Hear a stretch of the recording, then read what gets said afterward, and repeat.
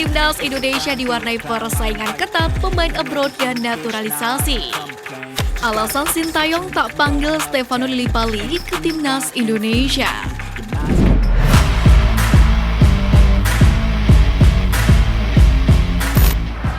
Alasan Sintayong tak panggil Stefano Lillipali ke Timnas Indonesia. Pemain Borneo FC Stefano Lillipali memberikan pesan misterius atas pengumuman skuad Timnas Indonesia untuk FIFA Matchday pada Maret 2023 oleh Sintayong. Pasalnya beberapa saat setelah pengumuman itu, muncul Stefano Lillipali membuat Instastory yang menunjukkan tulisan singkat lucu.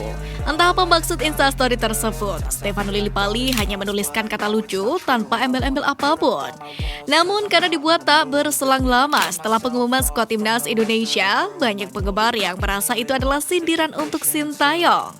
Bintang Borneo FC itu dinilai kecewa karena tidak dipanggil Sintayong untuk memperkuat Timnas Indonesia. Bukan tanpa alasan sebab ia kecewa mengingat pemain berusia 33 tahun itu tampil apik bersama Borneo FC musim ini. Namun, jika berkaca dari performa Lillipali sebelumnya, yakni saat dipanggil Sintayong untuk menjamu Bangladesh pada FIFA Matchday Maret 2022 lalu, memang performa pemain Borneo FC itu di atas lapangan kurang memuaskan. Di mana pemain yang kini membela Borneo FC itu gagal memaksimalkan peluang yang menghampiri dirinya sepanjang pertandingan. Bahkan penampilan kurang memuaskan Stefano Lillipali saat melawan Bangladesh membuat Sintayong melemparkan kritikan. Sintayong mengatakan bahwa Lillipali seharusnya bisa menciptakan peluang karena mereka adalah seorang penyerang. Oleh karena itulah, kata Sintayong, Stefano Lillipali belum mampu memenuhi ekspektasinya. Selain itu, jika dilihat dari rata-rata pemain panggilan Sintayong, memang bisa dibilang Lillipali bukanlah kriteria pemain idaman pelatih asal Korea Selatan tersebut. Karena memang hampir semua yang dipanggil Sin selalu para pemain yang masih berusia muda. Inspeksi venue Piala Dunia U20, Ketum PSSI takjub saat kunjungi stadion legendaris Indonesia.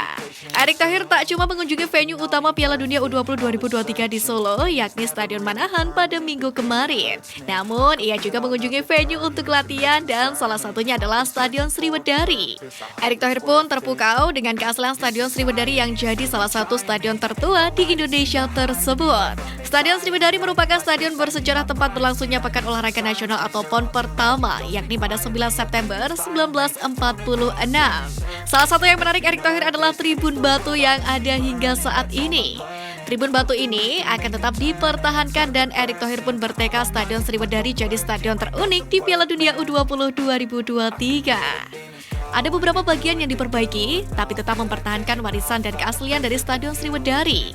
Termasuk tribun batu yang legendaris, ini akan menjadi jendela masyarakat dunia mengenal budaya Indonesia saat Piala Dunia U20 nanti. Kata Erick Thohir dikutip dari Instagram pribadinya. Sementara itu, selain Stadion Sriwedari, ada 3 lapangan lain yang juga jadi venue latihan untuk peserta Piala Dunia U20 2023 di Solo. Ketiga lapangan itu adalah lapangan Banyuanyar, lapangan Kota Barat, dan lapangan Sriwaru. Sementara itu, Erick Thohir pun juga memberikan sedikit catatan soal Stadion Manahan, terutama soal kondisi rumput. Untuk masalah fasilitas lainnya, saya rasa tidak ada isu. Perawatan sangat baik. Tinggal kita rapikan rumput lagi sesuai dengan standar FIFA, insya Allah bisa kita tanggulangi. Kata Erick Thohir saat mengunjungi Stadion Manahan pada minggu kemarin. Sementara itu, Direktur Prasarana Strategis Ditjen Cipta Karya Kemen PUPR Elsi Asia berkomitmen akan perbaikan rumput akan tepat waktu saat FIFA melakukan pengecekan. Jelang FIFA Matchday, Timnas Indonesia diwarnai persaingan ketat pemain abroad dan naturalisasi. Timnas Indonesia akan melakoni 2 laga uji coba melawan Burundi pada FIFA Matchday yang akan berlangsung pada 25 dan 28 Maret mendatang. 2 pertandingan persahabatan itu akan berlangsung di Stadion Patriot Candrabaga Bekasi. Dalam hal ini, Wakil Ketua Umum PSSI Zainuddin Amali saat jumpa pers di GBK Jakarta pada Senin kemarin memastikan pemain naturalisasi yang bermain di Eropa akan dipanggil. Hal itu berarti Sein akan masuk dalam daftar nama-nama pilihan Sintayong untuk FIFA Matchday.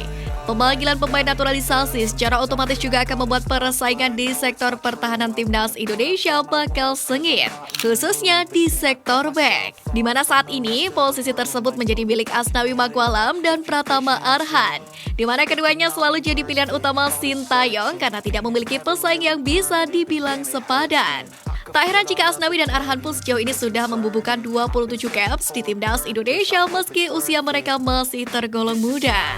Namun, situasinya kini akan berbeda. Proses naturalisasi dari Zain Patinama telah rampung dan berpotensi membuat Pratama Arhan dalam ancaman. Ini dikarenakan Zain Patinama merupakan pemain yang berposisi sebagai bek kiri. Secara kualitas, Zain Patinama juga tidak perlu diragukan lagi, di mana pemain ini sama-sama berkiprah di kompetisi kasta tertinggi Eropa. Lalu bagaimana menurut Sobat Halo? Jangan lupa tulis pendapat kalian di kolom komentar.